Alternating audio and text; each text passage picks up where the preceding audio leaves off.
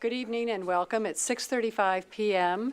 on Monday, November 7th, 2022. And City Council tonight and the mayor, who is joining us, have the pleasure of having Mr. Sean Brooks with us, who is from HAPCAP. And he's going to be presenting to us about the fair housing training and summarizing some of the acts that govern this. So, Mr. Brooks, if you'd like to come up to the podium, thank you for being with us tonight. Thank you very much, and you're correct. My name is Sean Brooks, and I'm with HAPCAP. The reason that we are here doing this overview of fair housing tonight is because this is directly related to community development block grant dollars that the communities within the state of Ohio get. And the Department of Development has a requirement that connects this fair housing training to that, simply to ensure that this gets broadcast amongst the residents of whatever communities we might be working in at the time. Okay, so this is really just an overview. We like to call it a training, but essentially it's this 3-page document that I'm going to read to you, and then I'll answer any questions that you may have. And I've provided one for everyone to follow along. If anybody needs a copy, I have a few extras here. Please feel free. And I also have a sign-in sheet. I would greatly appreciate it if you sign the sheet. That just lets everyone know that we were here tonight. All right. Know your rights, a summary of fair housing laws. Fair housing is an absolute right throughout this country. Federal law, as well as state and local laws, were enacted to provide a method of enforcement of this right. These laws cover virtually all housing, private housing, apartment buildings, condominiums, shelters, nursing homes, and nearly all housing transactions, including the rental and sale of housing and provisions of mortgage loans. The Federal Fair Housing Act, the Civil Rights Act of 1968, as amended in 1988, prohibits discrimination in housing because of race or color, national origin, religion, sex, familial status, including children under the age of 18 living with parents or legal custodians, and pregnant women or people securing custody of children under 18, and disability.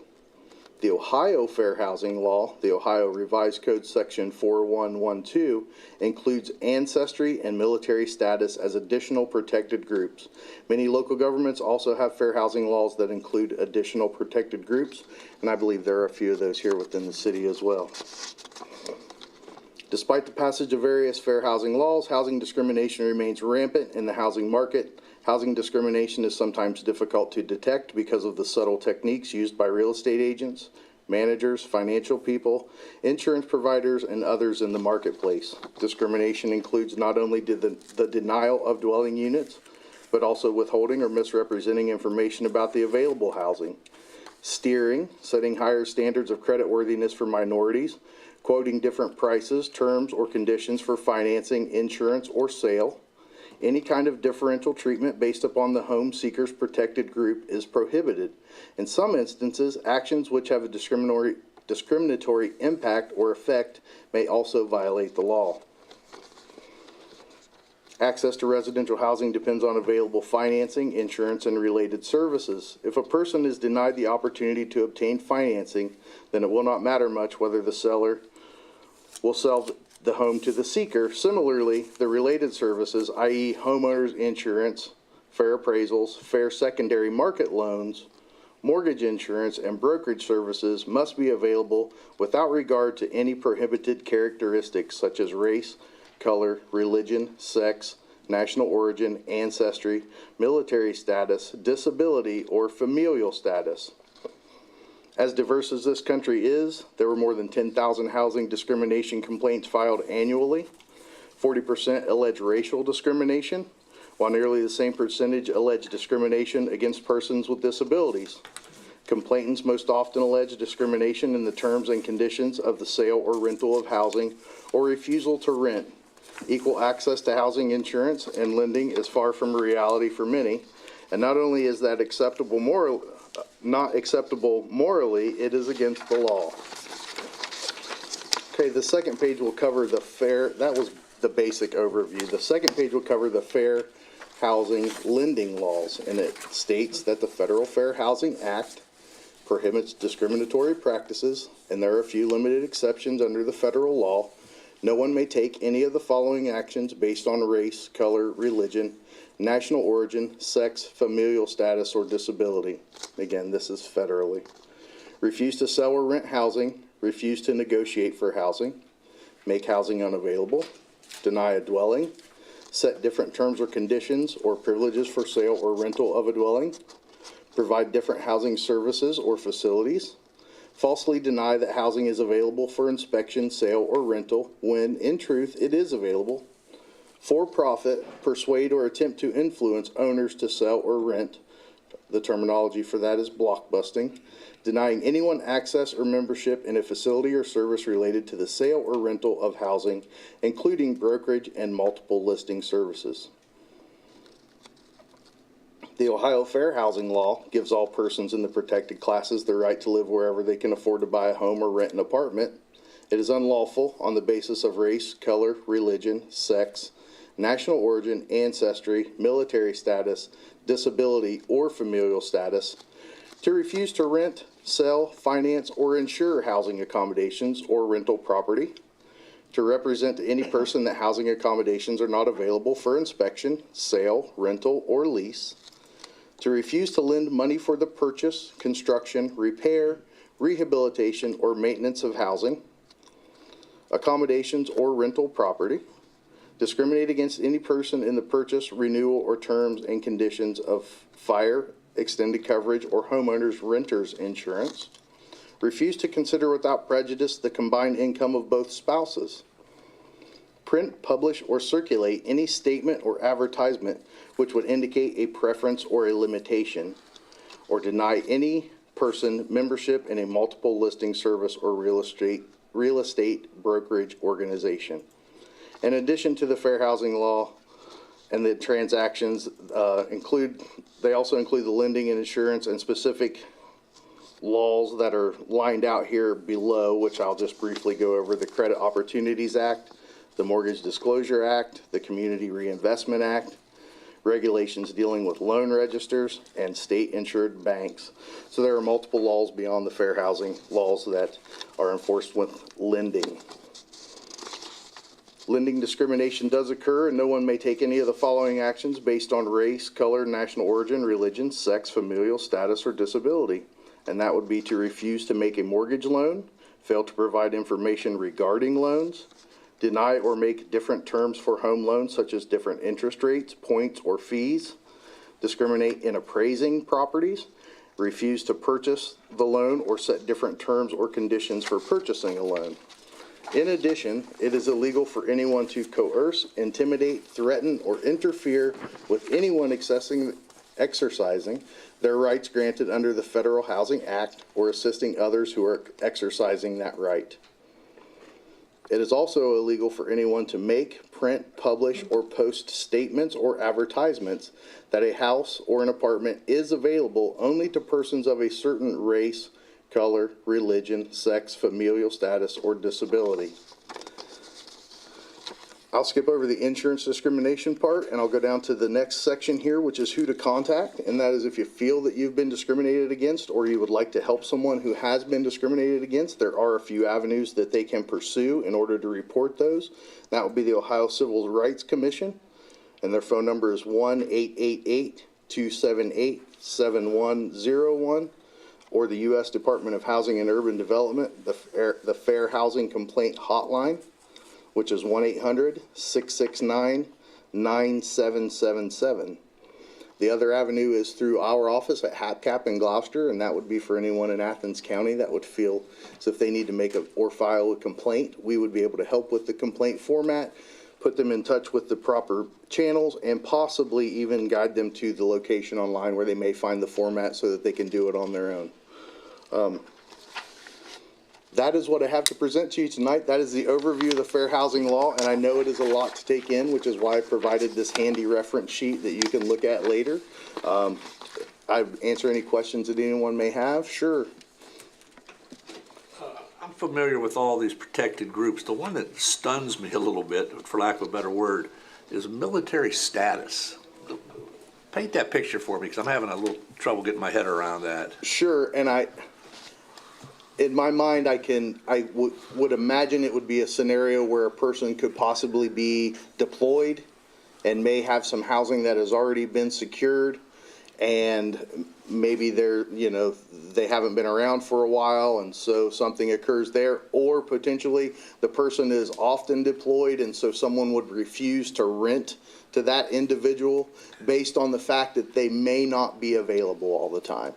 Those would be a few scenarios that I could imagine could lead to that military status protected class. If a person is often out of the state or not stateside, as they reference, that may be hard for a landlord who wants to have that daily interaction with their tenants, or their monthly or weekly conversations, those sorts of things. So they may have some discrimination occur simply based on the fact that this person's on active duty and may not always be available to the landlord. Thank you. Sure, ma'am. Yes, Solveig. Councilmember Spielness. Yes, thank you. So it's my understanding that when they talk about sex, it does not include gender identity, is that correct? I really don't know the answer to that question. I apologize. That is not, I just don't think that's an interpretation that this references, and it would probably be a judgment for someone else to make other than myself. Another question. Sure. Okay, so includes ancestry? I'm not sure what that means. So, and I could imagine it being a scenario where perhaps your past family members had some interactions with the landlord that might not have been favorable, and that would then get passed to you. For instance, I would like to rent this place, but an aunt, uncle, cousin, someone in the previous time frame has had some bad or poor interaction with the landlord, which would make them maybe not want to rent to you, with a prejudged disposition about how you may handle it based on those, those previous encounters with ancestors. I do have one more question. Sure. Okay, and that is, I've been going to eviction court to kind of understand how it works. And one of the things that's come up is the availability of funding to help low-income renters from HAPCAP. And I was told that there wasn't any funding left. Is that the case still? So I know the funding has come in cycles and it has been spent out very quickly. I am not aware of what the status is right now of any funds that may be available, but I would encourage everyone to continue to reach out. It sounds like the funding comes through in cycles and they build a list accordingly, so once they do have some additional funding, they're able to reach back out to those folks and try to follow up and help who they can. Okay, I'm just trying to get a better understanding of how it works. And Right, and of course, HAPCAP is a very short name for a very large entity that has multiple branches, and so that would be in the Community Services Division, and we don't always work exactly side by side. Thank you. Any other questions or comments? Is that it? I think. The mayor. Oh, the I mayor. just had a quick follow-on to Councilmember Swank's question, which I'm glad you asked the question, but when I was on active duty Air Force, it was not unheard of to hear discriminatory practices, especially in military cities, to where you've got someone who, as you indicated, had been on deployment for a period of time, maybe had someone who was taking care of the place, but finding themselves with an eviction notice because of X, Y, and Z reasons when the person is doing their military performance. Yeah, not unheard of. And I would like to just follow up and point out, I'm not an attorney, and I don't give legal advice or legal representation of any kind. I simply present the overview of the law as it's written, and then if someone has a complaint or an issue, we help with, whatever channels may be available for them to report that. So if you do have any legal terminology questions like yours, which was a great question, that might be better sent to someone who has a little more broad spectrum understanding of what the law is there. Thank you. Sure. Thanks for the comments, everyone, and the questions, and we appreciate your being here tonight. Thank you. Thank you. All right. Thank you very much for your time. Thanks so much. 10-minute break. We have a 10-minute break, and we'll be back. We'll resume at 7 p.m. for the council meeting.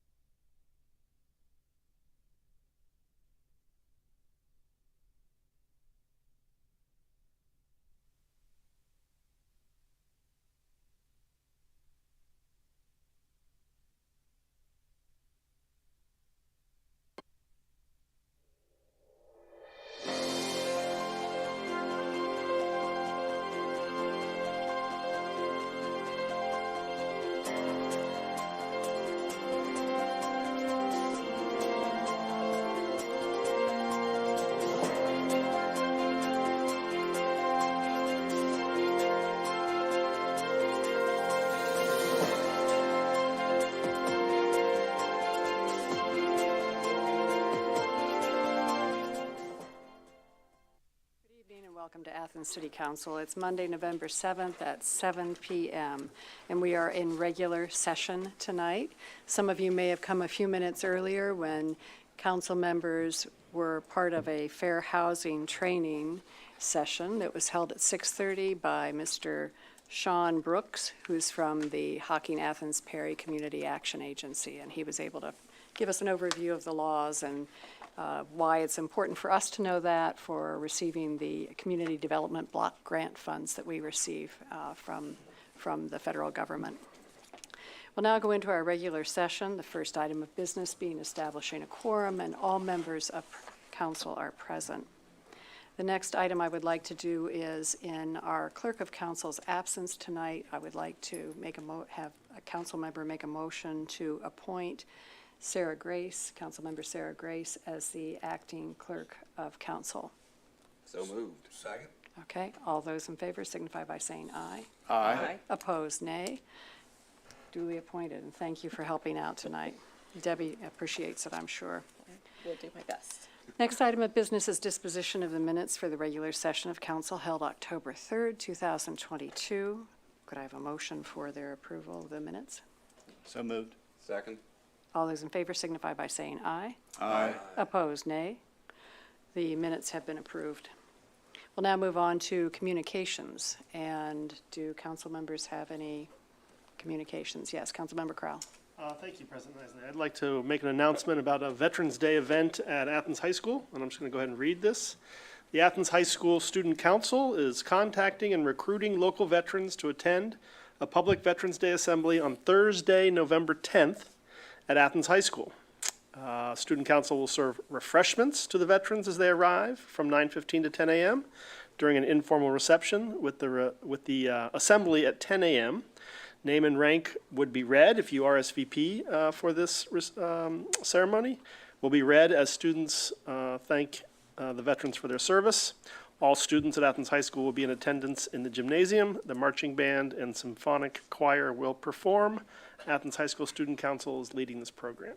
Thank you, President Leslie. Thanks. Other communications from council members? If none, we'll move on to reports from other elected officials. Auditor Hecht? No report.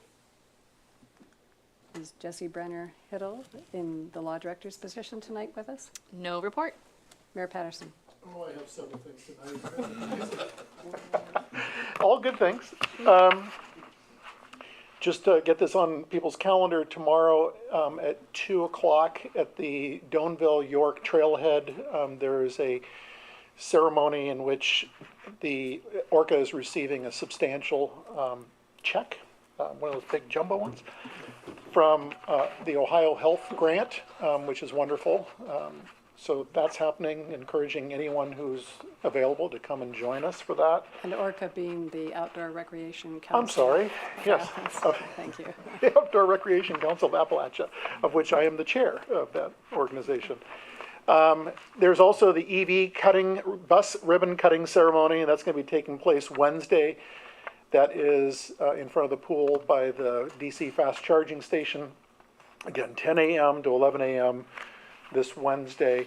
Tomorrow morning, I will be up in Columbus meeting with the director for the Governor's Office of Appalachia, as well as one of the individuals, senior staff members for the Ohio Department of Development, talking about potentially finding funding for affordable housing, which I felt that Councilmember Grace and council as a whole would be happy to hear, to see if we can kind of figure out different ways in which money can flow to create affordable housing.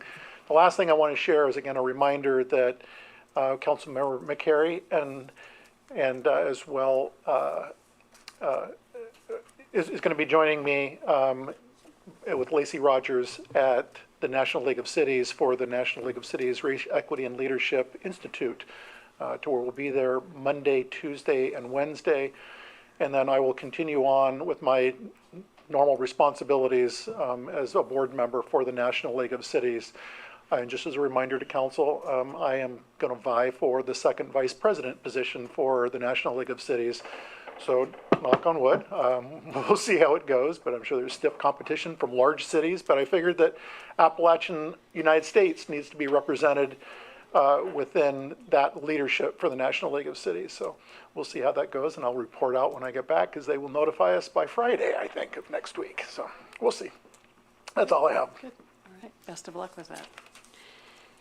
All right, we'll move on to ordinances for third reading.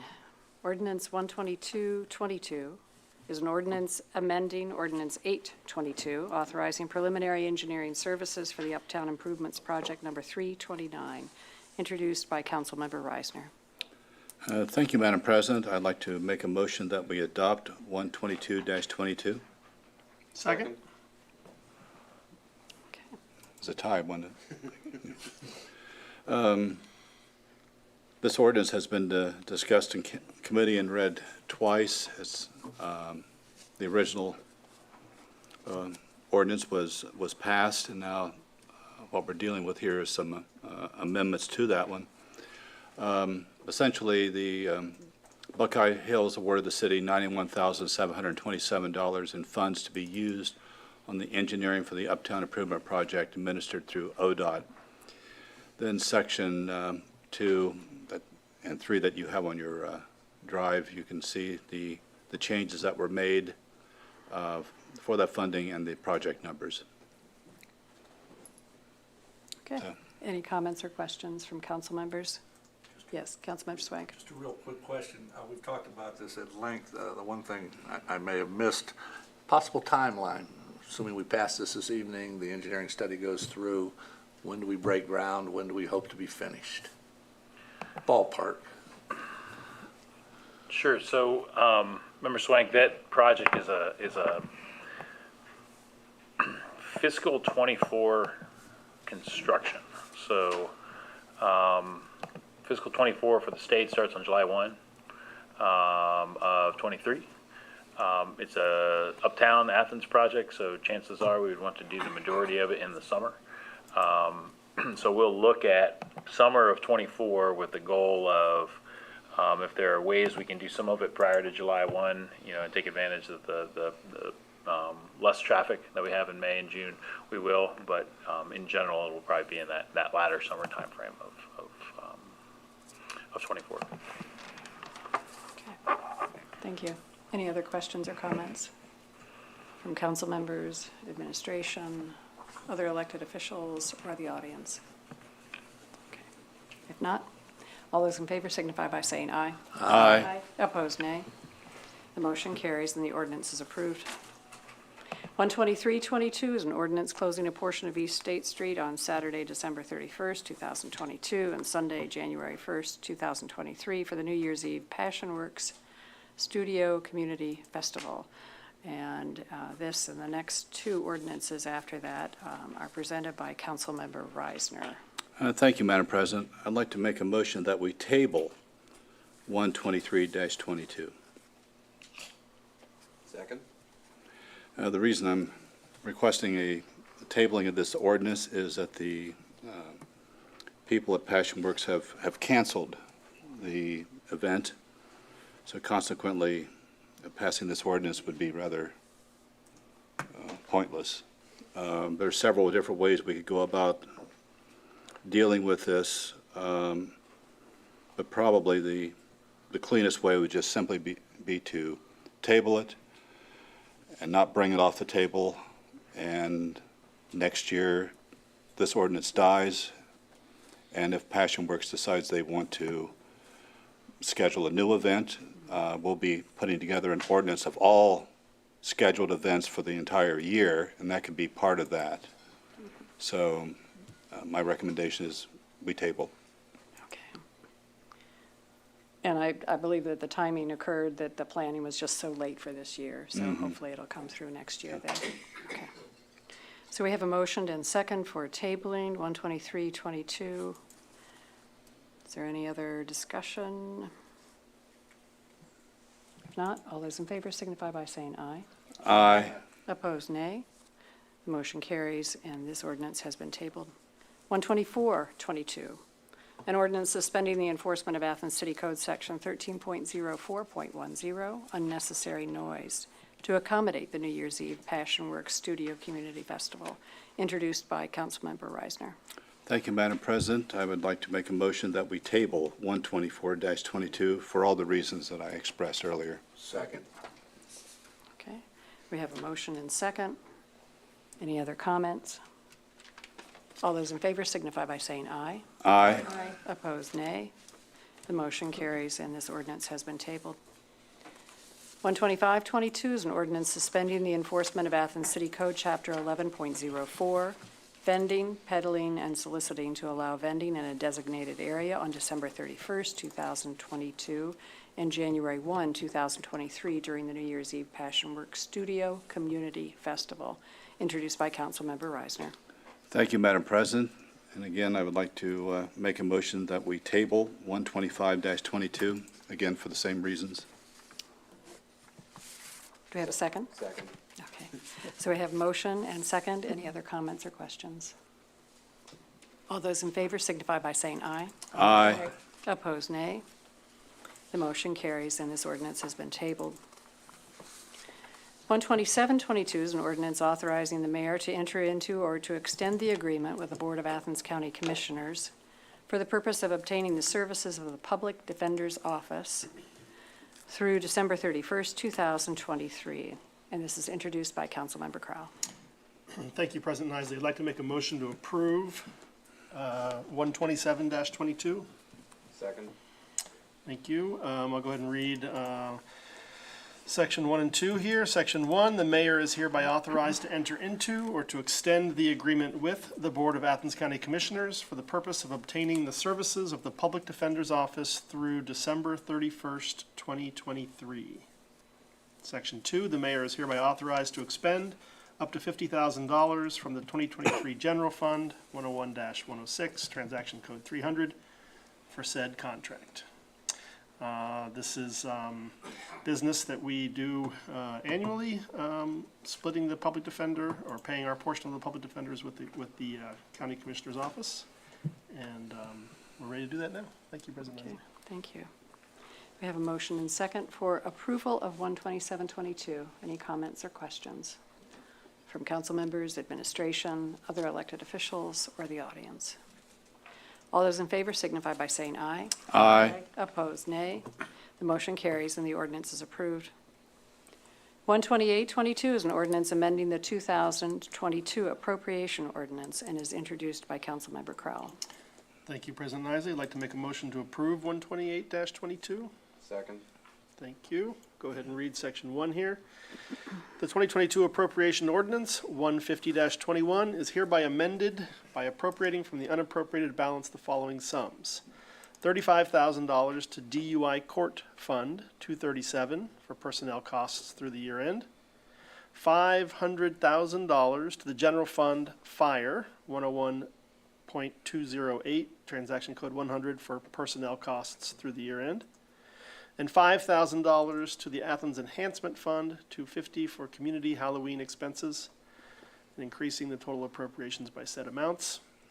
We have discussed all of these items in committee and at first reading, and I'll just say that I thought the Halloween celebration went very well, and I enjoyed my time in the Honey for the Heart Parade, and I'm ready for next year. Thank you, President Isley. Okay. Thank you, Councilmember Crowell. We have a motion and second for approval of 128-22. All those in favor, Oh, I'm sorry. I don't know that we have a motion or a second yet, unless I missed it. I believe I made a we motion did, and Mr. Ziff and it was seconded. seconded. But thank you for keeping track, because sometimes I do lose track. Okay. Are there any, and before we do the vote, are there any comments or questions from council members, administration, elected officials, or the audience? Okay. All those in favor signify by saying aye. Aye. Opposed, nay. The motion carries and the ordinance is approved. 129-22 is an ordinance amending the Athens City Code Title 29, Housing Regulations, Chapter 29.03, Rental Dwelling, Short-Term Rental, and Housing Permit, Section 29.03.01, Rental Permit Required, introduced by Councilmember Grace. Thank you, President Nisley. And I would like to make a motion to table this ordinance. Second? Thank you, Member Ziff. And so this is something that has been discussed a bit here. And in thinking about this ordinance over the past week, I felt like it was something that really needed a more nuanced and creative solution.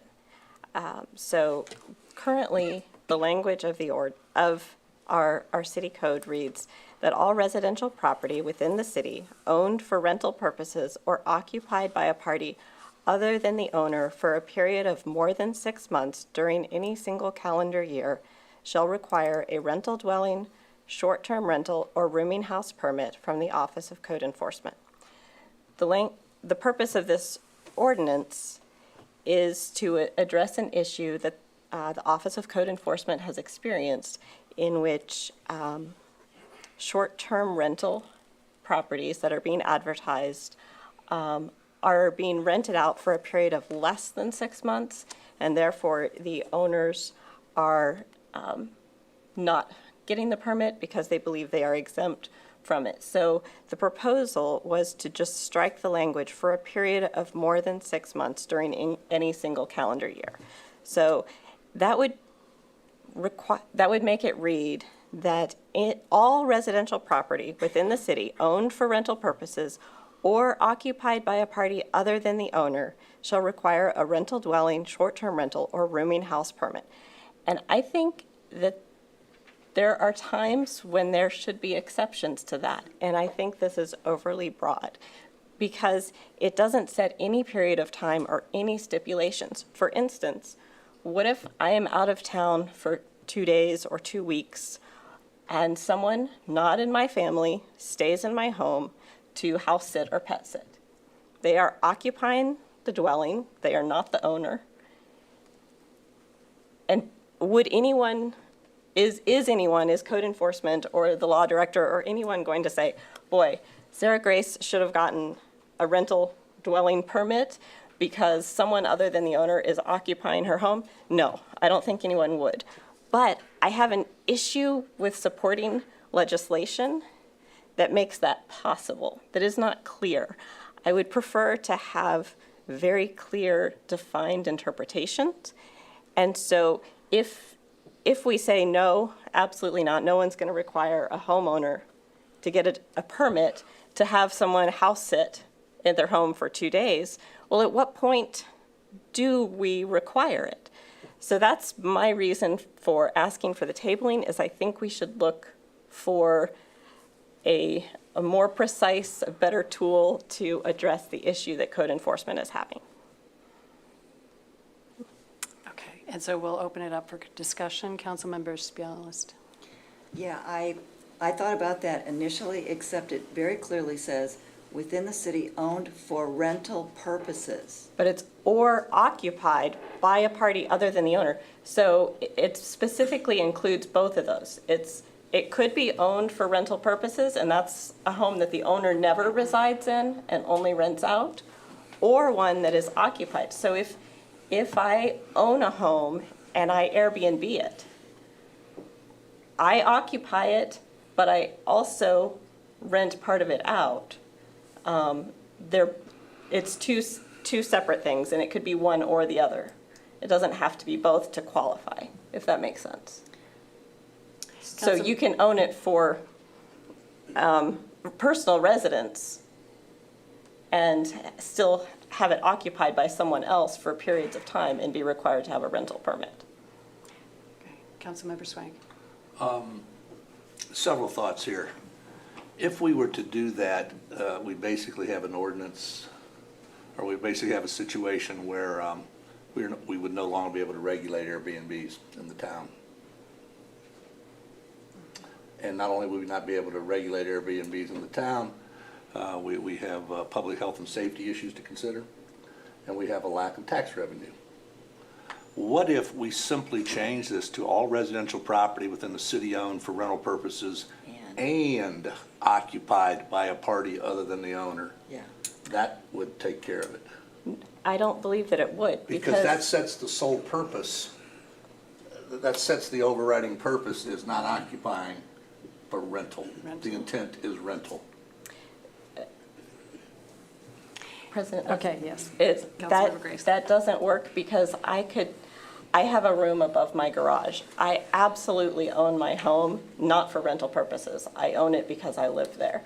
But I could rent out a portion of it for Airbnb, and then I would say, well, I don't own it for rental purposes. I own it to live there. I just happen to be renting part of it out. So that, by making it and, then you would exempt everyone who lives in their property that they also rent out purely for rental purposes. And some people own a dwelling to live in, and then they want to rent out portions of it for a rental purpose.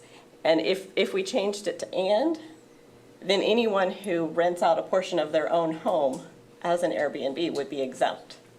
Because they don't own it for rental purposes, they own it to live in. So could you insert the word "for rental purposes" after "or occupied" and repeat the phrase again? Just a thought. Any other comments? Or yes, Councilmember Reisner, then Councilmember Crowell. In your example about a house sitter for a couple of days or a couple of weeks, are you going to charge them rent? It doesn't matter. It doesn't specify in here that you're receiving income. It says, or occupied by a party other than the owner. Whether they pay me or I pay them, they would be occupying my home and they would not be the owner. Councilmember Crowell.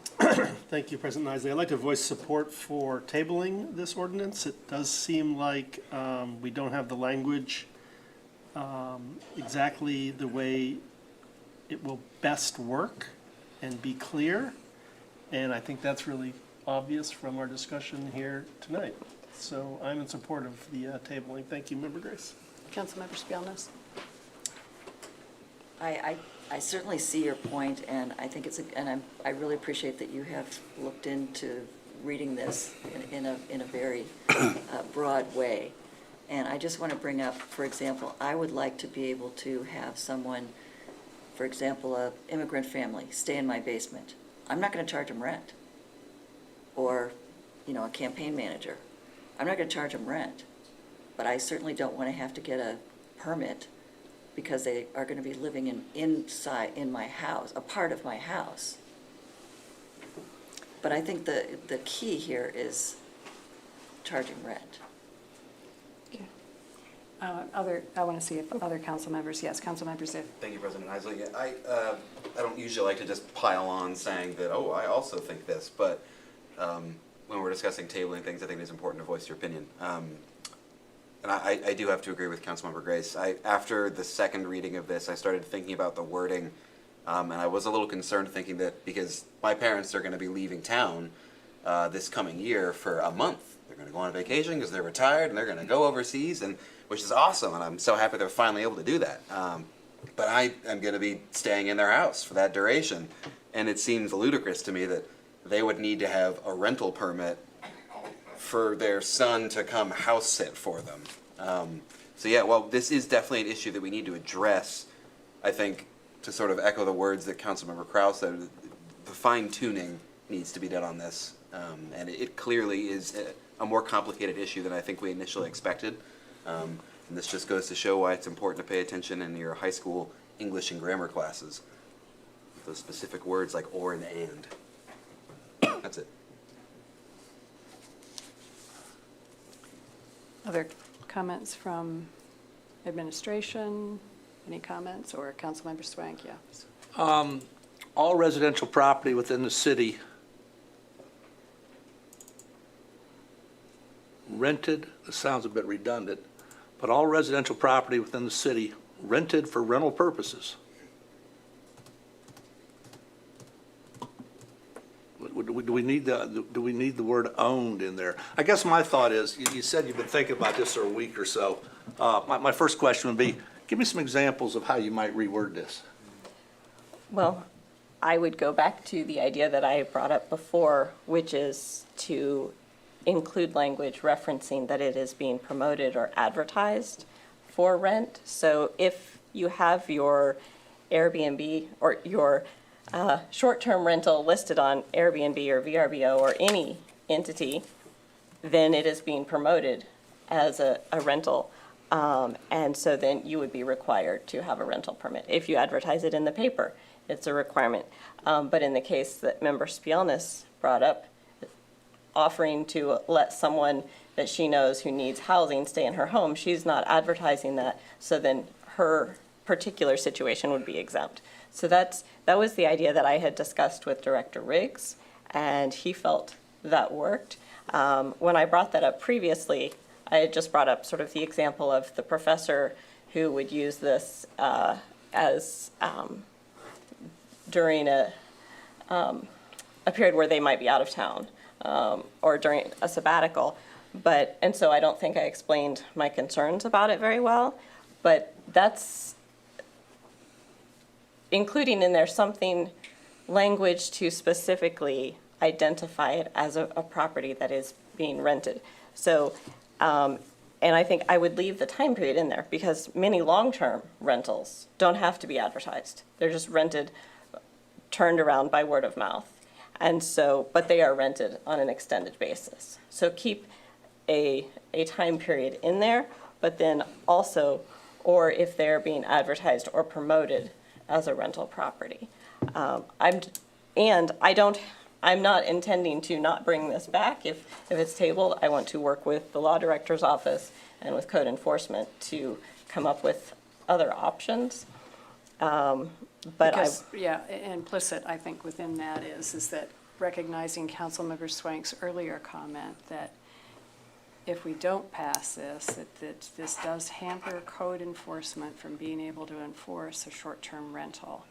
And if it's tabled tonight and something's not done about it, then it dies at the end of the year. So that the time mechanism is, yes, very sensitive. Councilmember Crowell and Councilmember Swank.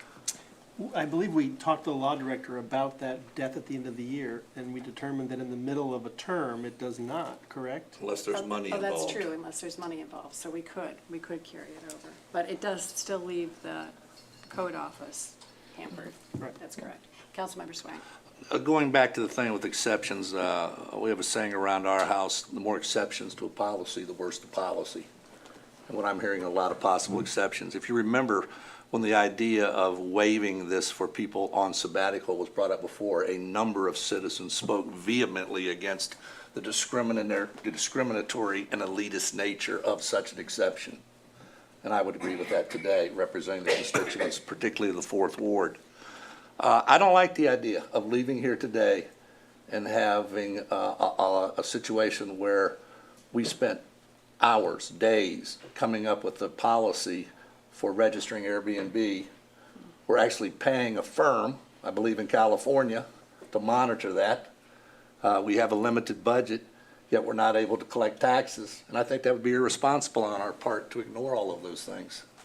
And I plan to vote no to table. Okay, I want to take one more round to see if anybody else, especially anybody who hasn't spoken before, has any comments to make. So, any comments, Councilmember McCary, or not? Or? We'll pass. Okay, Councilmember Ziff, and then we will probably, I think, call this to a vote. Thank you, President Yes. Isley. I was just, as we're pondering wordage and verbiage, just to throw a sentence out there, potentially just, have some other brains think about it as well.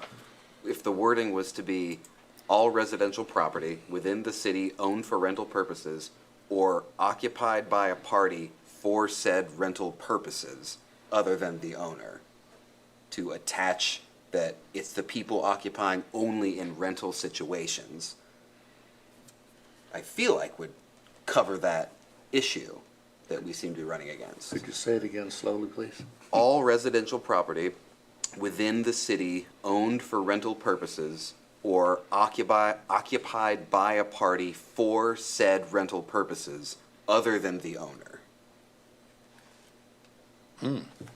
Wish we had one of those fancy boards we could draw it up there and it would appear, but. Sounds pretty good. Okay. And did I see your hand raised, Service Safety Director Stone? Thank you, President Isley.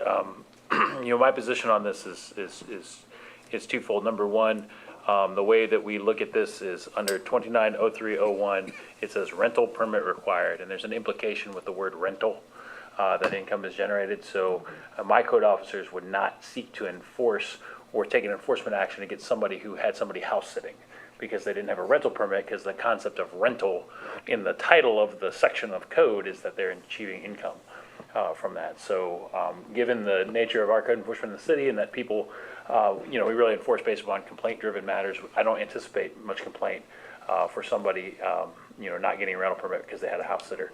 The other side, my other thought is, again, my experience is that once something is tabled, it doesn't come back. And once word gets around that this has gone off the agenda, all the people who utilize the Airbnb and VRBO service will just say, hey, just tell the code office you're doing it for less than 6 months, and you don't have to do a permit. So, to Member Swank's point about we're paying a company to help us collect the transient guest tax and enforce this, if they all tell each other that, hey, you don't have to do this if you're doing it for less than 6 months, then I would ask if you do table this, please bring it back up with something that you can be happy with within a very short period of time, or else it just is for naught what we did. Okay. And I will take just a moment to ask if there are any other comments from the audience related to the tabling. Okay. Councilmember Spilnis, last comment, and we are going to do a vote. I just want to clarify procedure here. So we can't change the wording tonight. We know that. We could amend it. We could amend. We could amend it tonight. Can we amend it? Yes, we I can. guess that's You what I need to want. vote Not the if it's tabling tabled. down. Well, yeah, exactly. So we could amend it and still, then it's still in the process. Right. So the motion on the floor right now is to table. There's a motion and second to table, so I'm going to call for the vote on it. All those in favor signify by saying aye, and I'd like you to raise your hands so I can do a tally, because we need a majority. All those in favor of tabling? Aye. So you had two in favor of tabling, so the motion's defeated. This is up for third reading. So if I understand procedurally, since it's not been tabled, then you need to make a motion you can make a motion to amend, or you could make a motion to approve.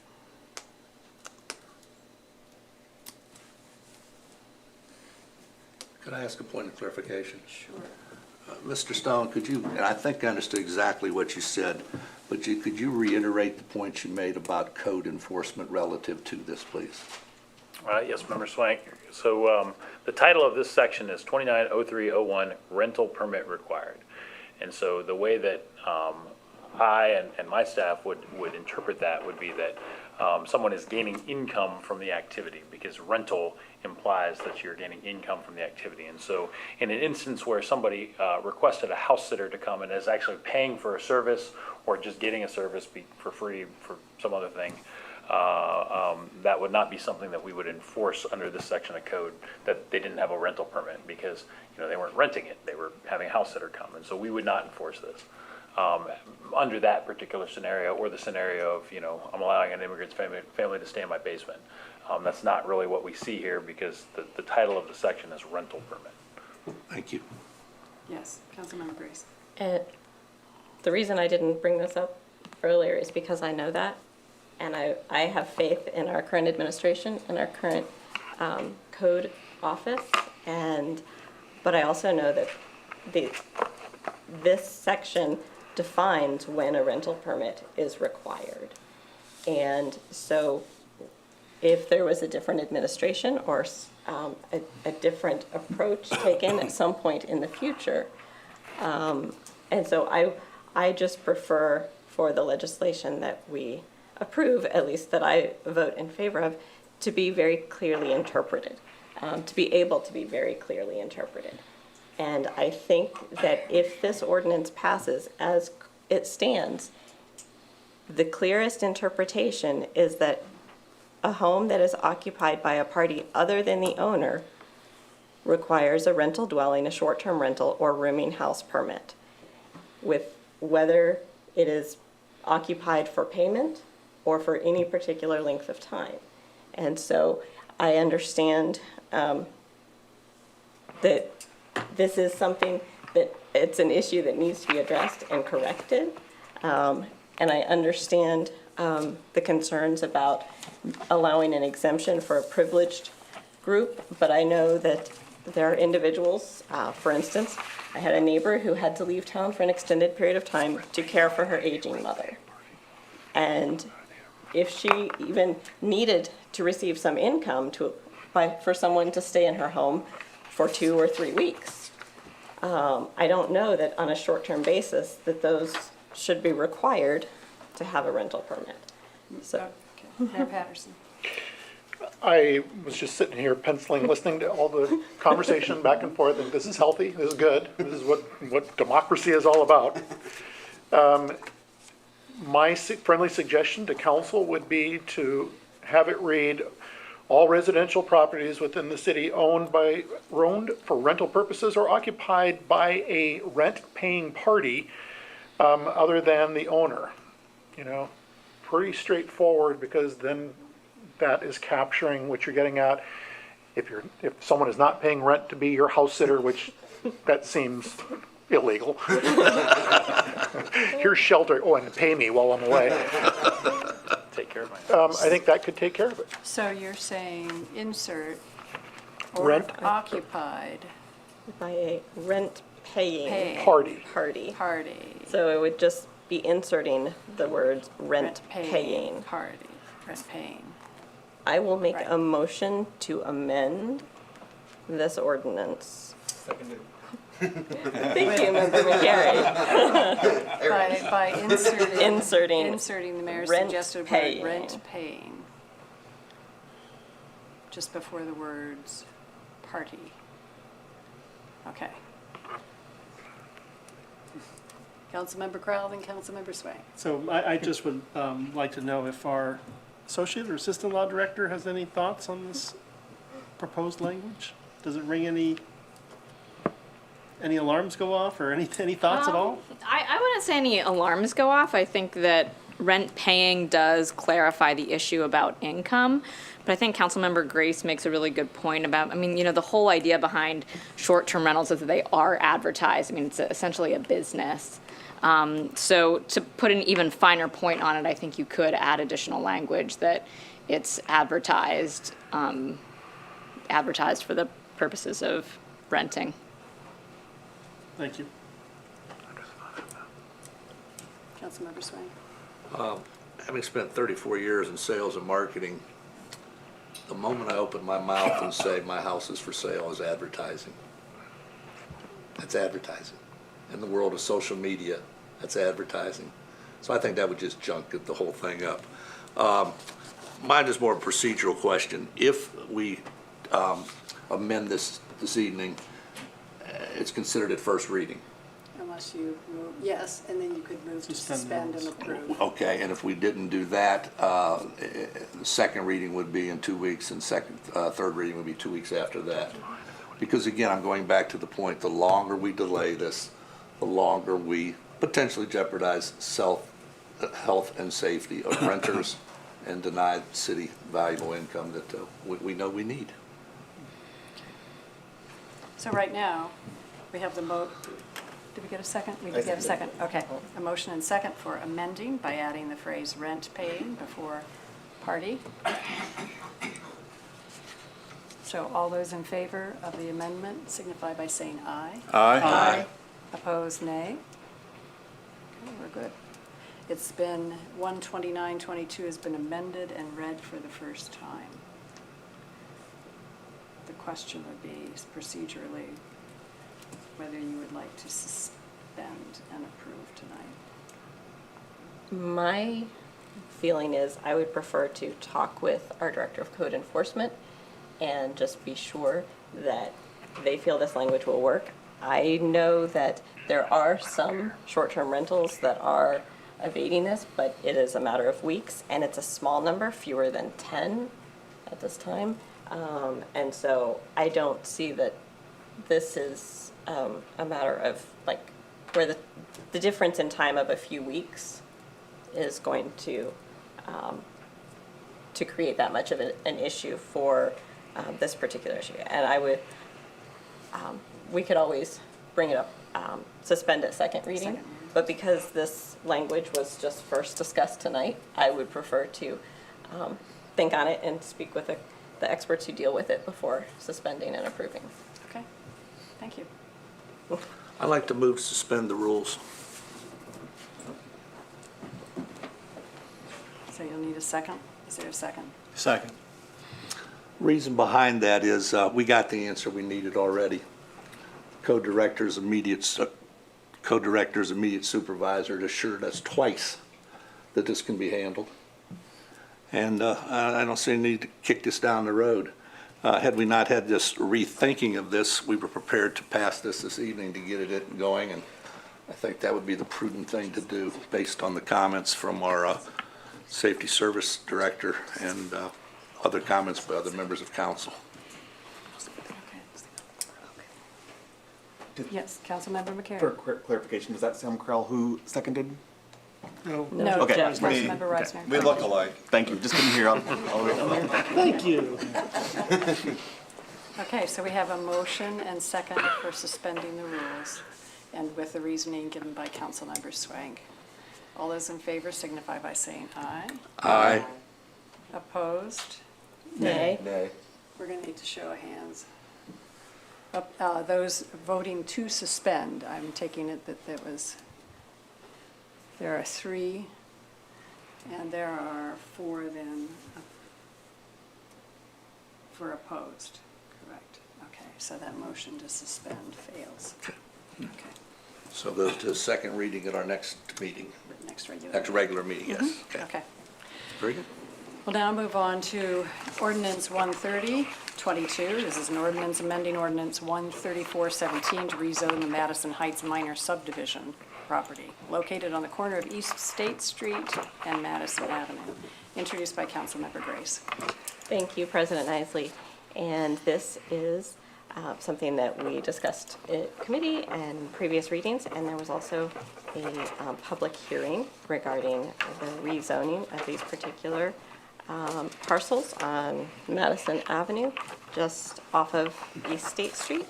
And I would like to make a motion that we approve this ordinance to complete that rezoning process. Second? Okay, we have a motion and second for approval. Do we have any comments or questions from council members, administration, elected officials, or the audience? All those in favor signify by saying aye. Aye. Opposed, nay. Motion carries and the ordinance is approved.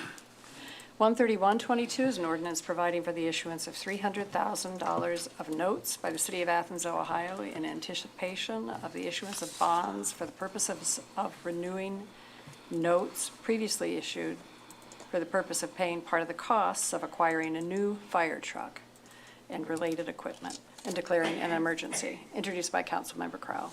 Thank you, President Isley. I'd like to make a motion to approve 131-22. Second. Thank you, Member Ziff.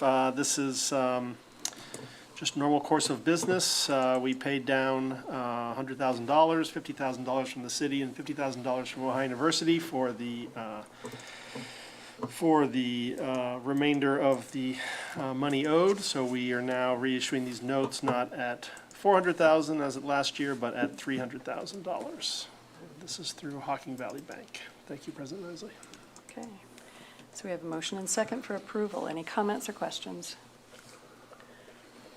Seeing none, all those in favor signify by saying aye. Aye. Opposed, nay. The motion carries and the ordinance is approved. We now have ordinances for second reading. 132-22 is an ordinance funding a transformer upgrade by American Electric Power to provide solar power at the city's wastewater treatment plant. And this is introduced by Councilmember Crowell. Thank you, President Isley. I would like to amend 132. I'd like to make a motion to amend 132-22. Second. The reason for the amendment is that we have an exact figure, an exact dollar amount now for the cost of this transformer. The original ordinance used the sum of $75,000, and I would like to strike that amount and amend it with $77,740 and 55 cents. Okay. So we have a motion and second for amending by revising the amount of money from 75,000 to 77,000. What was the amount again? $77,740.55. 740 and 55, thank you. Okay. Any comments or questions? Yes. Service Safety Director Stone. Thank you, President Isley. I would request that the body consider suspending this, and the reason for that is these transformers have a long lead time. Right now, it's 6 months is what we're being told by American Electric Power. The sooner I can get that check to them, the sooner they can get that thing ordered. I've told them we're ordering it, but the sooner I can do that, the better. Thank you, Okay, President thank you. Isley. Okay, so we're ready to vote on the amendment first for the revised amount. All those in favor signify by saying aye. Aye. Opposed, nay. The motion carries, and the ordinance has been amended and read for the first time. President Nyes, I'd like to make a motion to suspend the rules for 13222. Second. Thank you. Mr. Stone, let us know there is a 6-month lead time, and we are going to be talking about the solar project here later on in the meeting, and everything is moving forward, and we would like to get this transformer ordered so things can be done in a timely manner. Thank you. Okay, I have a motion and second for suspending the rules. All those in favor signify by saying aye. Aye. Opposed, nay. Motion carries, and the rules have been suspended. Councilmember Crowell. I'd like to make a motion to adopt 132-22. Second. Okay. And the ordinance has been described. Are there any last comments or questions? If not, all those in favor, Mayor Patterson. I'll be very quick, President Isa, thank you. Again, I just want to share with council, I believe you may know this, but at the most recent Sustainable Ohio Public Energy Council meeting, there was a vote. I recused myself from that vote, but it was to use funding from the carbon fee fund line that SOPEC holds to pay for this transformer. So there will be basically a reimbursement that will be coming directly to the city for the transformer. Thank you. All right. All those in favor, we have the motion and second for approval. All those in favor signify by saying aye. Aye. Opposed, nay. The motion carries and the ordinance is approved. 13322 is an ordinance amending Ordinance 5022, authorizing the Service Safety Director to accept bids where necessary and enter into contract for replacement of the community center roof. This is project number 353, introduced by Councilmember Crowell. And if no comments or questions, we will move on to 13422. Yes, Councilmember Crowell, did you have a comment?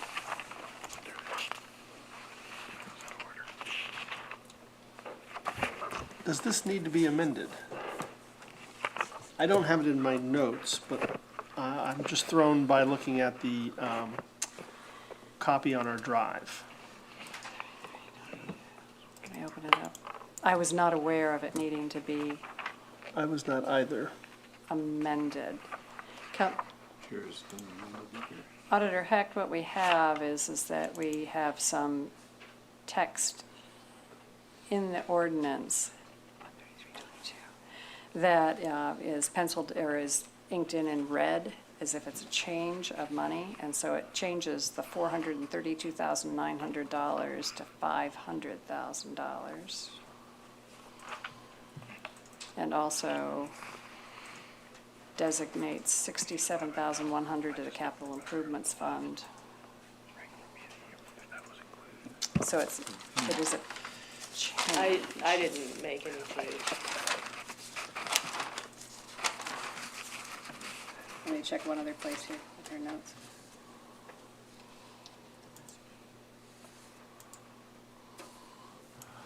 And once again, I'm seeing the red, but, I think the Service Safety Director has information. oh, And Thank you. Forgive me, President Isley, for not remembering exactly what happened 3 weeks ago at first reading of this particular ordinance, because I know we had a week off there, and then there was a so it's been a period of time, but the reason why we requested the change And I just don't remember if it happened prior to first reading or not. So I think it probably happened after first reading, and that's why it's showing here in red, so it would be an amendment. It's basically based upon feedback from the design firm. After talking to roofers that are looking at materials, they believe that the estimate needed to be increased, and that's the reason why we sought to have that additional $67,000 from the capital improvement fund be placed towards this particular project. And so I do think it needs to be suspended, and that's why it's there in red. Or amended. Or amended, rather, Amended, yeah. not suspended, or Councilmember amended. Brown. I apologize for bringing this up at this time. Looking back at our meeting on the 17th of October, these same changes appear Okay. in so that, we're okay. at first We're reading, okay. so I think we're okay. We're all right. Okay. Thank you. Apologies. Thanks. No, that's okay. I'd rather have you ask it now and move things along the way we might need to. Okay, so we have read, yeah, for the second time. That was 13322. So now we're moving on to 13422.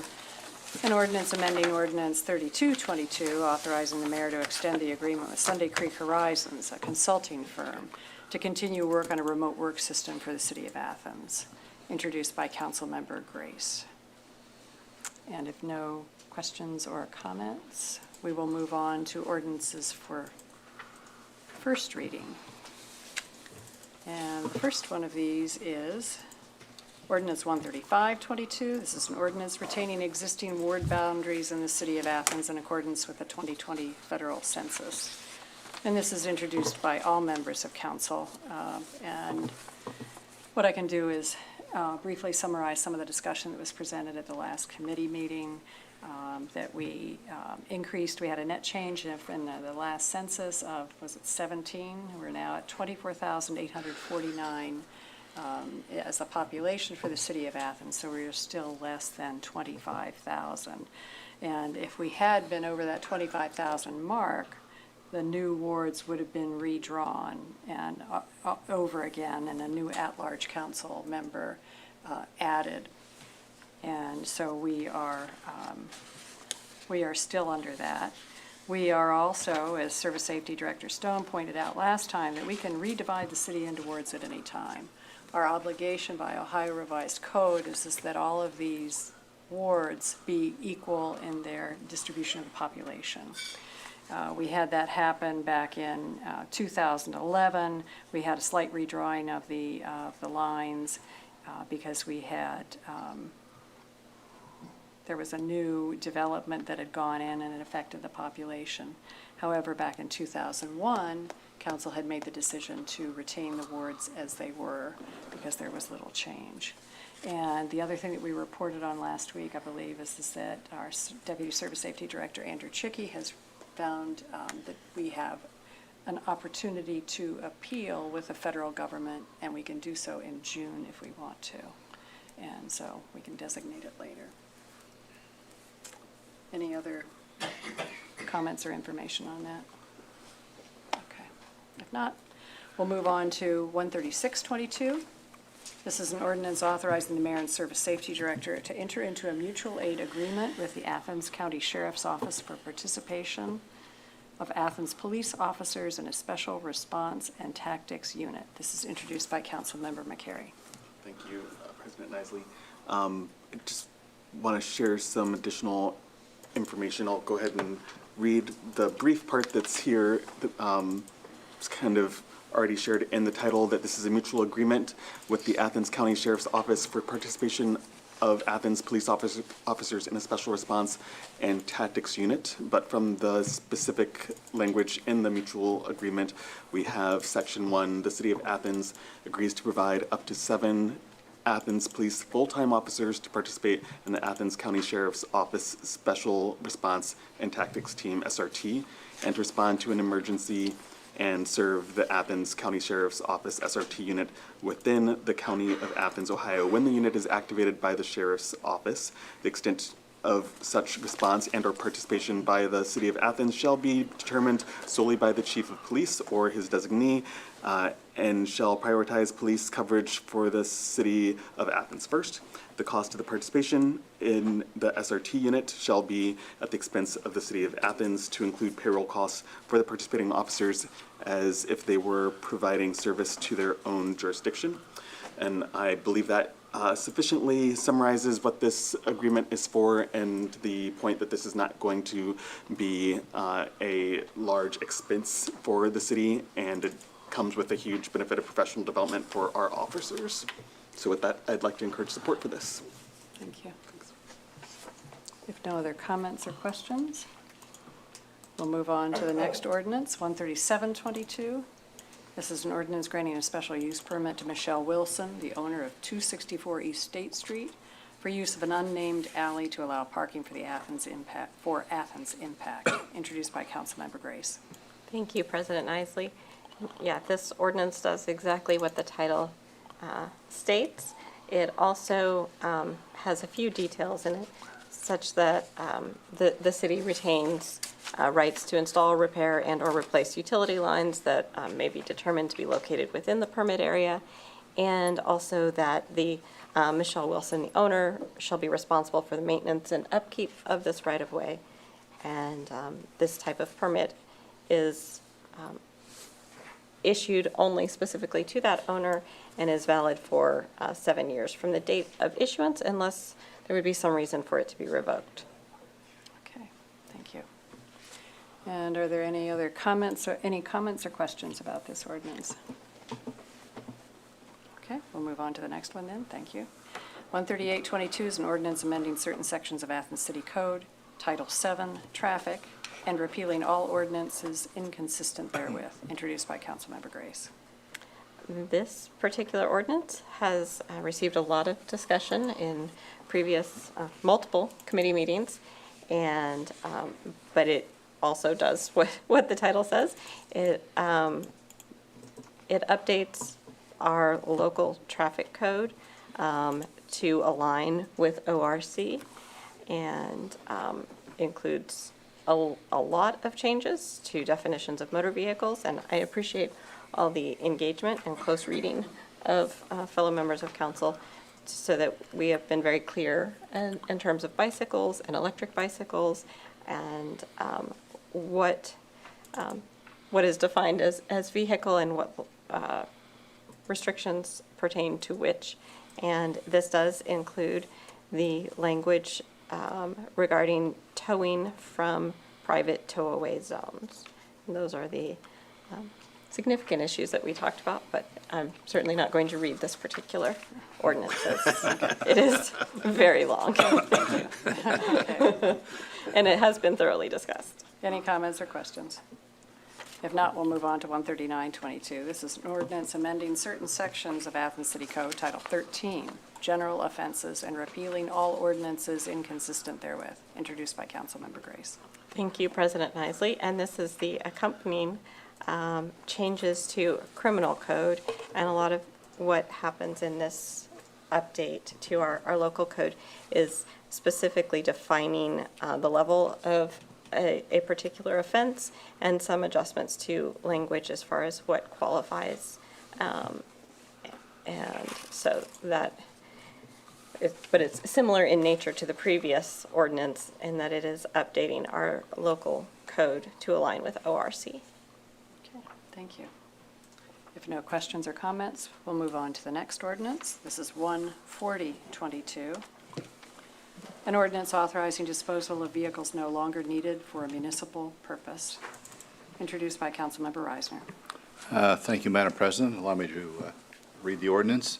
Be it ordained by the Council of the City of Athens, Ohio, Section 1, Athens City Council hereby declares the following police department vehicles no longer needed for a municipal purpose: a 2014 Ford sedan police interceptor and a 2014 Jeep Patriot. Section 2, the Athens Police Department is hereby authorized to dispose of said vehicles by donation to another governmental agency, auction, sealed bid, trade-in, or sell for scrap. Okay, thank you. Any questions or comments? We'll move on to 14122. This is an ordinance authorizing the Service Safety Director to enter into an LPA federal local LET project agreement with the Ohio Department of Transportation for the improvement of West Union Street, project number 322, and declaring an emergency. Introduced by Councilmember Reisner. Thank you, Madam President. Allow me to read the ordinance. Whereas the National Transportation Act has made available certain federal funding for local public agencies, and whereas the total cost for said project is estimated to be $7,083,907.20, and the Ohio Department of Transportation will provide 90% of the eligible costs up to a maximum of $750,000 in safety program funds, 95% of the eligible costs up to a maximum of $1,226,963 in small city funds, and 100% of the eligible costs up to a maximum of $500,000 in Appalachian Region Commission Local Access Road Funds. Be it ordained by the Council of the City of Athens, Ohio, Section 1, the Service Safety Director is hereby authorized to enter into an LPA federal local LET project agreement with the Ohio Department of Transportation, ODOT, for the West Union Street project number 322, a copy of which is attached hereto and incorporated herein. Section 3, this ordinance shall be an emergency measure necessary for the preservation of the health, welfare, and safety of the residents of the City of Athens, Ohio, in order to meet ODOT's timeline, and shall be in full force and effect upon its passage and approval by the mayor. Okay, thank you. If no questions or comments, we'll move on. Question down Oh, here. we do. Yes, Councilmember Swank. A math question and a design question. Does this also include the cut through over to West State Street Ball? Okay, that's the easy one. Second one, I may not be understanding these numbers right, but if I add 750,000, 1.2 million, and 500,000, that comes up to approximately 2.5 million. Where's the other 4.5 million coming from? There's an ordinance later on, Okay. like 143.22, that talks about a state infrastructure bank loan, basically, which is a similar funding mechanism to what we did for Simpson Avenue, and we can talk about that when we get to that particular. Any other questions? Yes, Councilmember Spielness. Yes, thank you. I'm really pleased that this is happening and the amount of monies that you've got to address this issue. This is great. I would like to see the design, however. It does say that it's attached, and unless I'm missing something, it's not. So I would really like to see what this is ultimately going to look like. Thank you, Member Spillers. The ordinance refers to the LPA agreement that's supposed to be attached to this, and it's not, you're right. That agreement is a document that every time we get grant money from the Ohio Department of Transportation, spells out how we, the provisions by which we spend it. And so we'll make sure that we get that submitted to the clerk. I thought we had that already submitted. We do have a LPA, but it was not scanned. I mean, it's a text only.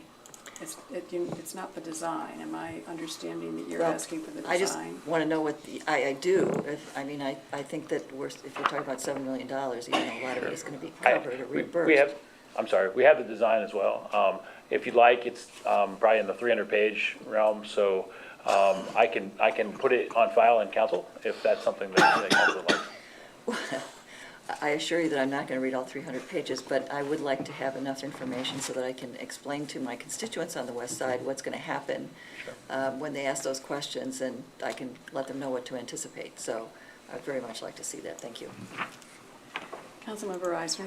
I seem to recall that the administration has passed designs up to us, and we've put them on the drive. I thought that we had to. Yeah. But as So- Service Safety Director mentioned, we will. Well, Make sure. we'll clarify that so that we have, and I Yeah. thought we had also. Yeah. Because I thought we'd looked at them, but we'll make sure with Clerk of Council, Debbie Walker, when she does get back in the office, that we've got it, and we've got it on the shared drive and part of this. And we have we have a comment. Are you clarifying something for us, Mr. Dulac?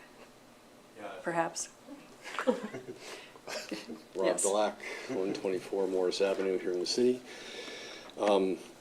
So the design that's being talked about just went through a comment period that ended in September. There were comments submitted from the public as well as some committees and advisory boards and such. There was some response to those, but there's been no adjustment to design at this point, so I don't know if we're going to see a final design anyway. So you'd see the design that was proposed by the contractor this summer and maybe has not been finalized. And then the comments were shared with council members this past week, yes, so Yes. we can see if there's a new design that we could take a look at. That would Probably be not yet. helpful. Thank you. Yeah, I just Councilmember wanna- Spielman, yes. Yeah, I just want to make sure I'm seeing whatever's the latest, because I saw the comments, blah, blah, blah, but I would like to see what's, currently being proposed. Okay, thank you. Good comments and questions, thanks. We'll move on to 14222, an ordinance authorizing the Service Safety Director to enter into contract for construction and construction engineering of the West Union Street Improvements Project, introduced by Councilmember Reisner. Thank you, Madam President. Let me read the ordinance. Be it ordained by the Council of the City of Athens, Ohio, Section 1. Athens City Council hereby authorizes the Service Safety Director to enter into a contract with the lowest and best bidder for the construction and enter into an agreement for construction engineering services for the West Union Street Improvements Project number 322, contingent upon award of the State Infrastructure Bank SIB loan. Section 2, the 2022 Appropriation Ordinance 0150-22 is hereby amended by appropriating from the unappropriated balance the following sums: $25,000 to Street Rehabilitation Fund 572, Transaction Code 500, and increasing the total appropriation by said amount. Section 3, the Service Safety Director is hereby authorized to expend up to, this is a goodie, $8,480,936 from the following funds: $25,000 from the Street Rehabilitation Fund 572, Transaction Code 500, $8,055,936 from Ohio Department of Transportation Small Cities Fund 589, and $400,000 from Issue 2 Funds 590, Transaction Code 500. That's it. Okay. Questions or comments? Councilmember Swain. So, go back to that question. The other 4.5 million, because initially we talked about 7,083,000, and now this figure is 8.55 million. So when this body authorizes money for a project, they authorize both the money to be spent as well as the money already spent on design. So it's the full amount, and we've already spent local money on design services and right-of-way acquisition up until date. The other thing of note in this particular ordinance, it talks about the Issue 2 money. That Issue 2 money is not subject to the LPA agreement because that is not through the Ohio Department of Transportation. It is instead through the Ohio Public Works Commission, so it's another grant source for that additional $400,000. Of note, also, and I didn't talk about it on 14122, but we have asked for the ARC funds for the access road to be increased to 1.1 million or up to close to 1.1 million, because that's what the estimate now is for the access road portion of this project. And originally we were awarded $500,000. That was the cap. We got some indication from ODOT that there may be more money available for that, but they've not replied to us. And that's one of the reasons why both this ordinance as well as the next one, 143, talks about up to. And if we can get another $600,000 in grant funds, that's $600,000 less that we have to borrow. Great, thanks for the updates. Any other questions? All right, we'll move on to 14322. This is an ordinance authorizing the Service Safety Director to submit an application and enter into an agreement for a State Infrastructure Bank SIB loan for the West Union Street Improvements Project 322 and designating a dedicated repayment source for the loan. introduced by Councilmember Crowell. Thank you, President Isley. As discussed in August in committee, this SIB loan for the aforementioned Union Street project, I'm going to go ahead and read through the pertinent information here. Whereas the State Infrastructure Bank SIB loan has the necessary funds for this type of project, offers a 3% interest rate, provides 12 months of interest-free financing, requires the first payment 30 months after closing, and requires a minimum 30-day processing period. Section 1, the Service Safety Director is hereby authorized to submit an application and enter into a state infrastructure loan agreement for the West Union Street Improvements Project, number 322, in the amount of up to $5,578,973. Section 2, the dedicated source of the loan repayment will be derived from Street Rehabilitation Fund 572. Thank you, President Isley. Okay. Any questions or comments? If not, we'll move on to ordinance 14422. This is an ordinance amending the 2022 appropriation ordinance, introduced by Councilmember Crowell. Thank you, President Isley. I'm going to go through the items, the particular items in this appropriation ordinance. $100,000 to the general fund auditor to cover income tax refunds. $16,000 to the general fund police for Conex insulation and body camera kits. $55,000 to the general fund parking enforcement fund to cover increased cost for IPS group cost and meter parts. $77,740.55 to the sewer fund, $750, to be reimbursed by SOPEC from the city's carbon fee. $5,000 to the garbage fund, $760, to cover the city's medical transfer. And $47,000 to the garbage fund, $760, to cover increased AHRC fuel costs and increasing the total appropriations by said amounts. Thank you, President Isley. Okay, thank you. Councilmember Reisner. Yeah, I just have one question about the section here dealing with IPS group costs and meter parts. I was just wondering, is the increased cost for meter parts related to the vandalism that's been going on? No, I don't believe so. More employees they can repair. Member Eisner, the reason for this is now that we have a fully staffed parking enforcement section that also has meter repair capability, they're just repairing more in-house versus sending it off to get things fixed. I just wonder if there's more work for them these days.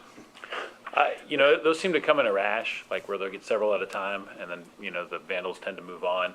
I don't know that it's a perpetual problem, but there was a period of time where we were having several of them Wasn't there vandalized. one today or yesterday?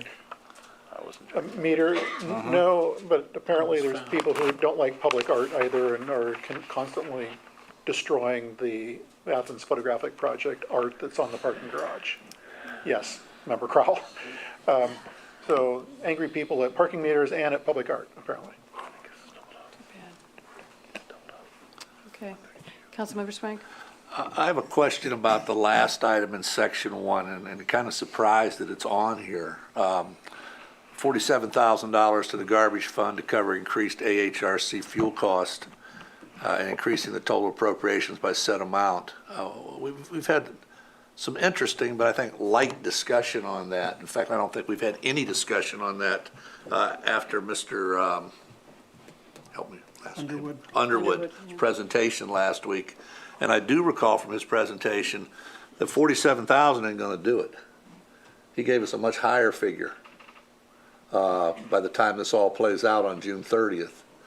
I don't know what the process is, but I personally would love to see that taken out of this ordinance and treated as a separate item. And I don't know the procedure for that, but there's a lot. I hate to bog down the other 5 or 6 things because those seem to be pretty cut and dried.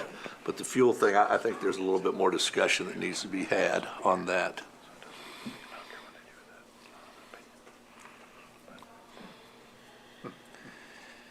May I speak?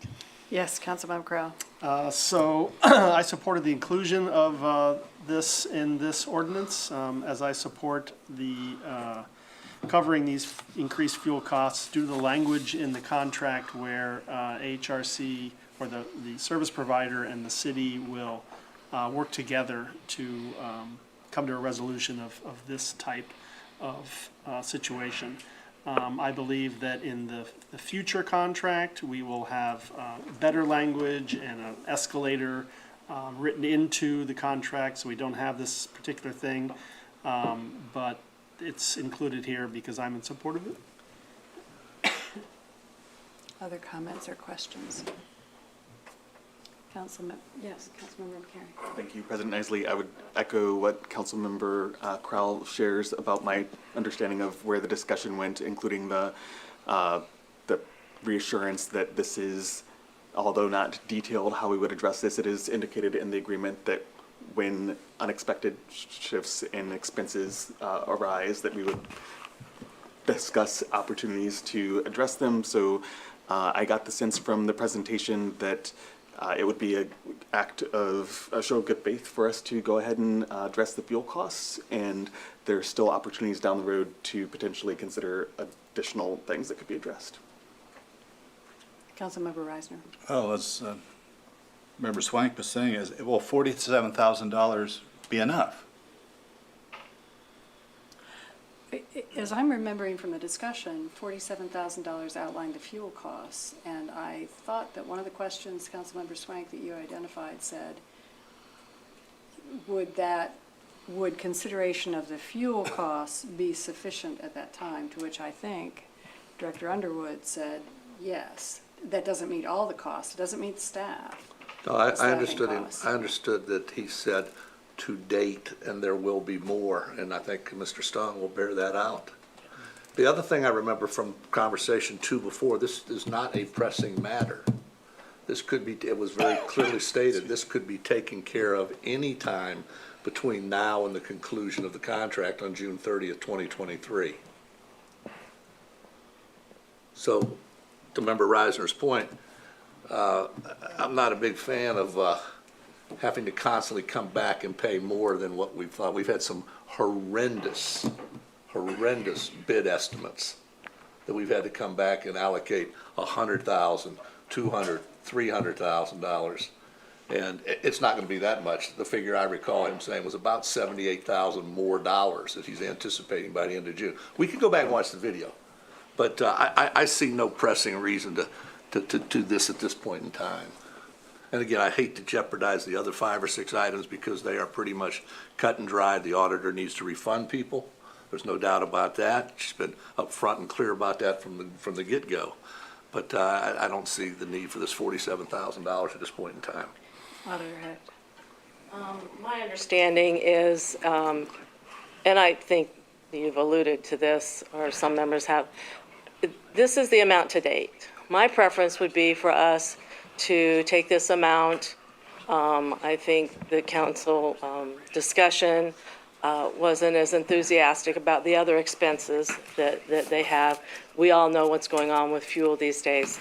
I would prefer to take this amount that he knows that they feel they are short this year out of this year's budget, and not wait until next spring when the amount's possibly doubled and they come back, and then we have to deal with that in next year's budget. I would do it now. I also think that we might feel differently about them when we start going out to bid, which will be fairly early in the year, I believe February probably. Not to get involved in too much of this back and forth, giving them extra money during that process. That's my feeling about it. Thank you. Yeah, logical. Okay, thank you. Yes, Director Stone. So, Yes. so not completely not unrelated matter. In this particular ordinance, the line 2 above that references that SOPEC reimbursement, and it's an appropriation for us to go ahead and pay that. We actually did that in 13222 a few moments ago, and we suspended and passed. So it appears as though we've doubled up, and we got it both in the appropriations ordinance here, but then a separate ordinance back in 13222. So I think that's unnecessary to be part of 14422 because the appropriations were modified back in 13222. So is that what you're seeing, Councilmember Crowell has 13222? Right, you get it. Okay. Okay. That's okay. And it could be just an administrative error that, that could be, not required to go through the steps. That would be probably a better question for the legal counsel.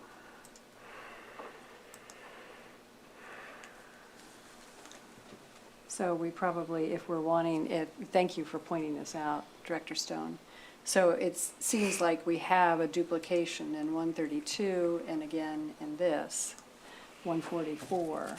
So we could, and that's probably more than a clerical error, am I right, Law Director, Assistant Law Director Brenner? So we need to amend to remove that portion, the 77,740.55 to the sewer fund.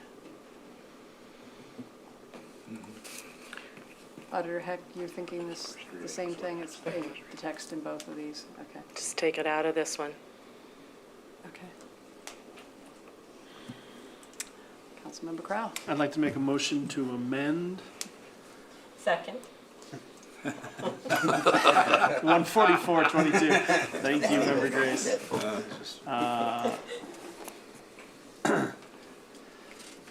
At this point in time, to remove the $77,740.55 to the sewer fund 750, as we have, as Director Stone has pointed out, have already done that. Okay, thank you. So we have a motion and second for amending 14422. Any further discussion? No. All those in favor signify by saying aye. Aye. Opposed, nay. The ordinance has been amended and read for the first time. Thank you. We'll move on now to 14522. This is an ordinance authorizing the auditor to reduce 2022 year-end appropriations, and is introduced by Councilmember Crowell. Thank you, President Isley. This is some regular council business. Section 1 reads, "The auditor is hereby authorized to reduce the 2022 appropriation where anticipated receipts are not adequate and, when combined with the carry-forward balance, not sufficient to approve the full appropriation of funds." Thank you, President Isley. Okay. Any comments or questions? Seeing none, we'll move on to 14622. This is an ordinance amending Ordinance 5122, the Memorandum of Understanding with the American Federation of State, County, and Municipal Employees, AFSCME, Local 2403, 1, Ohio Council 8, AFL-CIO Union, introduced by Councilmember Crowell. Thank you, President Isley. Section 1 of this ordinance reads, "Ordinance 51-22 is hereby amended to read as follows." Section 1, "The mayor is hereby authorized to execute an amendment to the Memorandum of Understanding with the American Federation of State, County, and Municipal Employees, AFSCME Local 24031, Ohio Council 8, AFL-CIO Union, as authorized by Ordinance 5122, a copy of said amendment attached hereto and incorporated herein by reference. The Memorandum of Understanding, the amendment to the MOU,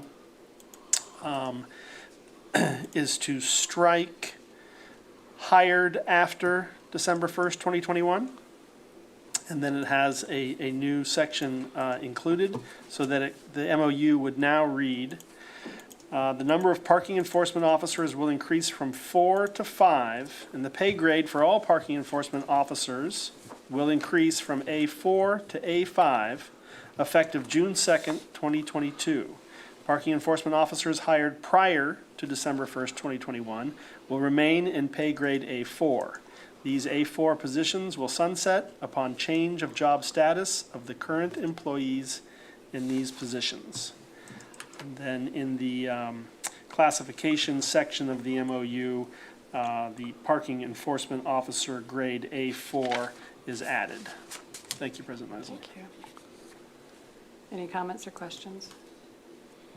If none, we'll move on to 14722. This is an ordinance authorizing 2023 staffing levels and non-union compensation, repealing all ordinances inconsistent therewith and declaring an emergency, introduced by the Finance and Personnel Committee. Thank you, President Nisley. I am going to read a few sections of this ordinance. Section 1, effective the first pay period in 2023, authorized staffing levels attached here to shall be in effect.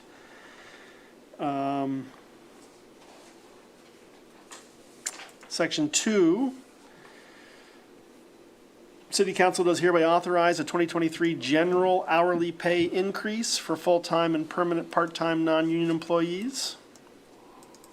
Section 3, City Council does hereby authorize a one-time lump sum payment to those employees whose general hourly pay rate exceeds or will exceed the maximum pay rate in their pay grade. And Section 4, upon receiving written notification from an employee of a pending departure, City Council does hereby authorize the President of Council, Mayor, Law Director, and Auditor to hire replacements for currently staffed positions so long as adequate funds are available within the elected official's budget. There will be a temporary increase in the staffing numbers during the overlap of employees within these positions that will subsequently sunset to the official staffing levels. So as discussed at committee, this gives a little bit more flexibility to the city for having a full firefighting staff and getting through the training and all that's necessary.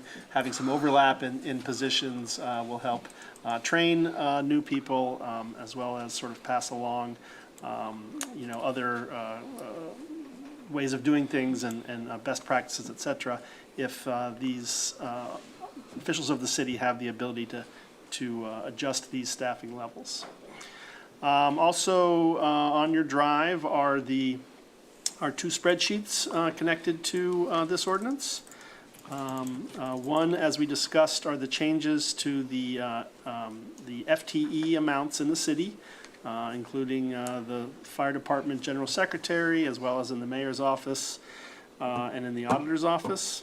And then there's also the from the human resources director, the rate increase for the pay band schedule. And you will see that at a progressive 0.5 increments system, that the pay band 12 would have a 1% increase.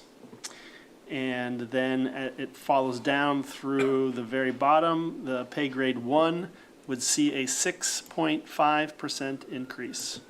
And then as between those two, it moves by a 0.5% depending on the pay band. Thank you, President Nisley. Thank you. Any comments or questions? Okay. If none, we'll move on to 14822. This is an ordinance adopting a fringe benefits package for non-union personnel within the city of Athens and repealing all ordinances inconsistent therewith and declaring an emergency, introduced by the Finance and Personnel Committee. Thank you. I'll just read section 1 here. Effective January 1, 2023, the fringe benefits package and all ordinances inconsistent therewith shall be repealed. And you will see in your drive the full, about 30 pages of the fringe benefit package. As discussed at committee, there are a number of changes on page 6, 15, 17, and 22. We've discussed the change to the slight change to the vacation, as well as the new section on modified duty, trying to encourage employees to return to work at the earliest date possible following an injury or an illness. And those are the only changes to this fringe benefits package. Thank you, President Nisley. Thank you. Any comments or questions? We'll move on. 14922, an ordinance accepting receipt of the city's carbon fee for the City of Athens Sewer Solar Project, introduced by Councilmember Crowell. Thank you. This is connected to our previous conversations about the transformer and our solar project. And I've lost where I had this open, but I'm getting there. Yes, and I'm not going to read through all of this. This goes through our relationship as a member of SOPEC and the well-documented discussions and the passing of how we got to our carbon fee, and then the meetings that the SOPEC has had in order to approve this expenditure. Again, the amount of $77,740.55. And section 1 simply reads, Athens City Council hereby approves acceptance of the Athens carbon fee expenditure in the amount of $77,740.55 for upgrades to the transformer at the City of Athens wastewater treatment plant in order to accept the solar energy from the planned East Side Solar Project authorized by ordinance 13222. Thank you, President Isley. Okay, thank you. Any questions or comments? All right, 15022 is an ordinance authorizing the mayor to enter into a solar power purchase agreement, which includes a solar license agreement for photovoltaic solar energy installations to be sited in the City of Athens. And this is introduced by Councilmember Crowell. Thank you, President Isley. I'm very excited about this ordinance and the hard work and the long work that the city administration has done to bring this to reality, including, I think, some excellent negotiations to save the city some significant money. I'll go ahead and read this ordinance. Whereas the city desires to reduce its energy costs as well as its dependence on fossil fuel electric generating resources, and has made a commitment to reduce greenhouse gas emissions, and whereas third-party ownership of these photovoltaic solar energy installations offers an opportunity to install solar power without upfront cost to the city, and whereas on May 8th, 2020, the city notified Third Sun Solar LLC that its RFP had been selected.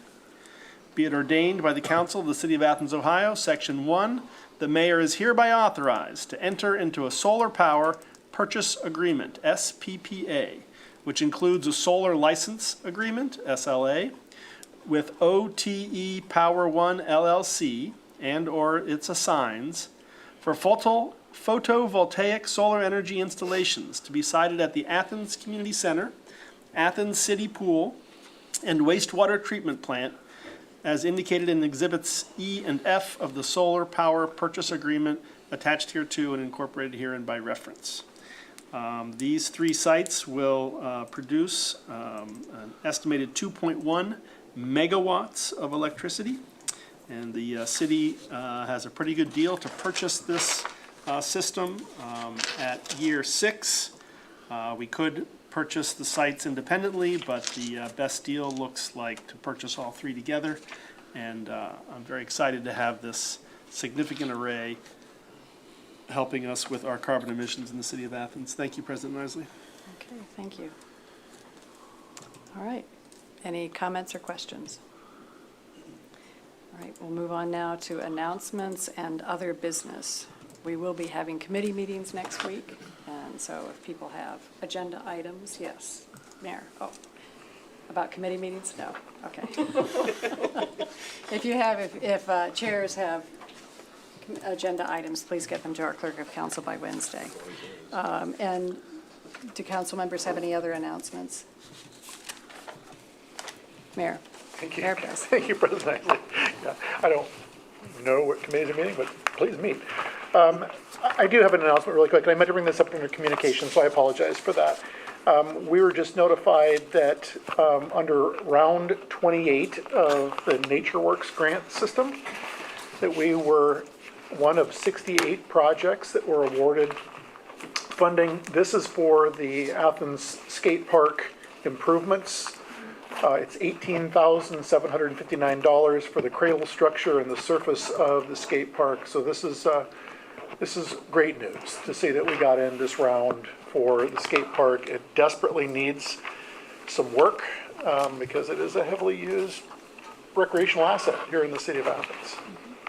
Okay, thank you. All right, And if there are no other announcements, we do have a confirmation of the mayor's reappointment to the Board of Zoning Appeals. And Councilmember Grace. Thank you. Yes, I would like to make a motion that council approve, confirm the mayor's reappointment of Mr. Rob Dulac to our Board of Zoning Appeals. Second. And thank him for his service. Okay, we have a motion and second for approval for reappointing Mr. Dulac. All those in favor signify by saying aye. Aye. Opposed, nay. Unanimous. Thank you, Mr. Dulac, for all the volunteer work. Okay. Last, we have an opportunity for citizens to speak on legislative items and city services not covered on the agenda. Is there anyone in the audience who's wanting to speak on a topic that was not covered on the agenda? They have the opportunity to speak for up to 3 minutes. If not, what we'll be doing is council does have an executive session tonight. So we will be making a motion and then followed with a roll call vote to enter into that executive session. As soon as we do that, we will allow, because I know Professor Sudis's classmate or students have been waiting to talk with council members, so we'll allow in 10 minutes for the students to approach any of the council members or administration before we go into the executive session. Then after that, after we're finished with the executive session, if anybody had any unanswered questions and has wanted to wait, we do reopen the doors after the executive session before we adjourn. So that's it. All right, and so right now I would entertain a motion to go into executive session. I make a motion that we enter executive session with all members of council, our Assistant Law Director, President of Council, Mayor, and Service Safety Director, and Auditor for the purposes of discussing two different issues, collective bargaining and threatened litigation. Okay. Second. Okay, so we have a motion and second. And the roll call vote, Councilmember Spielness? Yes. Reisner? Aye. Crowell? Aye. Swank? Aye. Grace? Aye. Ziv? Aye. McCary? Aye. Okay. It's 8:37, so why don't we say 8:47? We'll say 8:50.